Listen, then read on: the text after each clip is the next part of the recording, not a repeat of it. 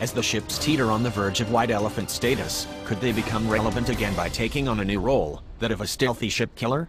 The Zumwalt-class destroyers were originally envisioned as a fleet of 32 destroyers designed to attack targets far inland with precision-guided howitzer shells. Designed in part to support amphibious landings by the U.S. Marine Corps, the Zumwalts were meant to make up for the lack of big gun firepower caused by the retirement of the Iowa-class destroyers.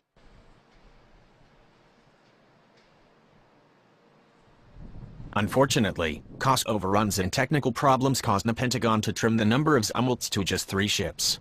Even worse, the services decided the long-range attack projectile shells that justified the ships are too expensive to purchase. This puts the remaining fleet in a poor position to support future naval landings, as only one ship is likely to be at sea at any given time.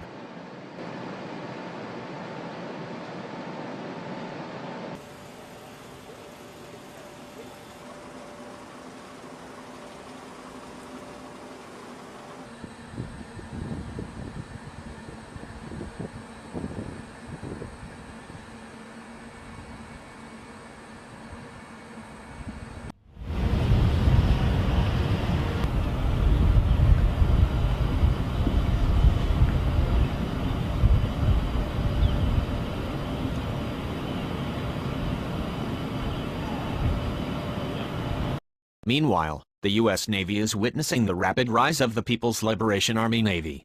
The plan was barely a force to be reckoned with as early as 2000, when the Zumwalt-class was in early development. Today, the Pentagon describes the plan as the largest navy in Asia, with more than 300 surface ships, submarines, amphibious ships, and patrol craft.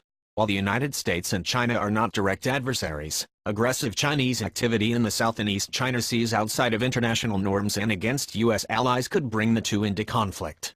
Similarly, Russia has increased the use of its navy in the Baltic, the Mediterranean and the Pacific.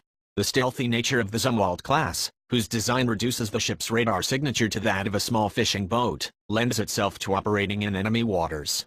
Coupled with a large magazine of missiles, the Zumwalt-class could become the ideal warship for an aggressive anti-surface ship role. Operating as a lone wolf but fully networked into the U.S. Navy's battle network, a Zumwalt could be sent to hunt down and destroy enemy task forces far and wide. The conversion would start with deleting the 2 155mm advanced gun system howitzers on the bow and replacing them with a large field of Mk-41 vertical launch systems. Each Mk-41 can hold a single missile, which in this case will be the new long-range anti-ship missile, LRASM. Removing the guns could free up room for up to 200 Mk-41s, resulting in more silo-based firepower than even the Ohio-class guided missile submarines. The combination of a stealthy ship and stealthy anti-ship missile guided by artificial intelligence would make a formidable adversary. Alternately, the 200 or so silos could be filled with tactical Tomahawk missiles for a land attack mission.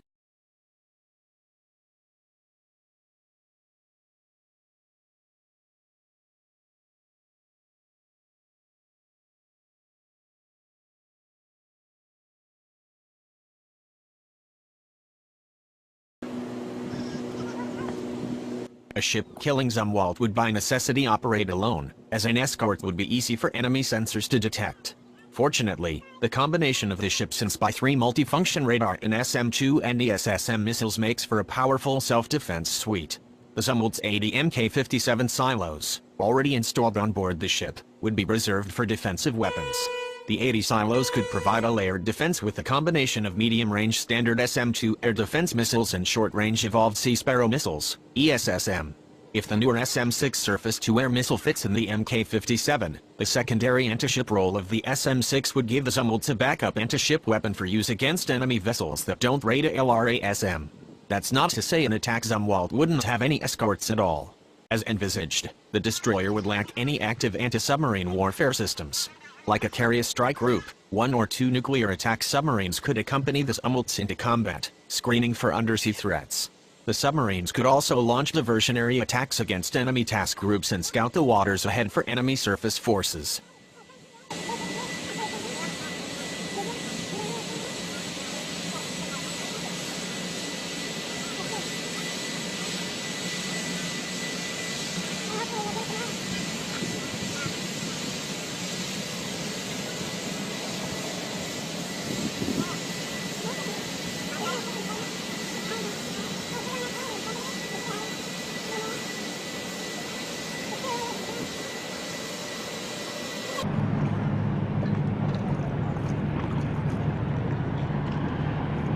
key to the Zumwalt's success as a hunter-killer would be being properly networked into the rest of the Navy. The ship would receive sighting reports from satellites, MQ-4 Tridon high-altitude, long-endurance drones, P-8 Poseidon patrol aircraft, carrier-based aircraft, surface ships, submarines, and air, surface and subsurface drones. The Zumwalt could locate and track an enemy task group by proxy, setting up an ambush when conditions are favorable, without even turning on its radar or sending out drones of its own.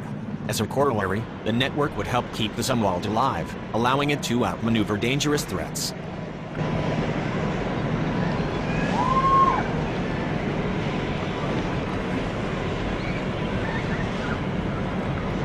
Creating what would amount to an American pocket battleship, operating alone on the high seas in the face of the enemy, is a risky proposition.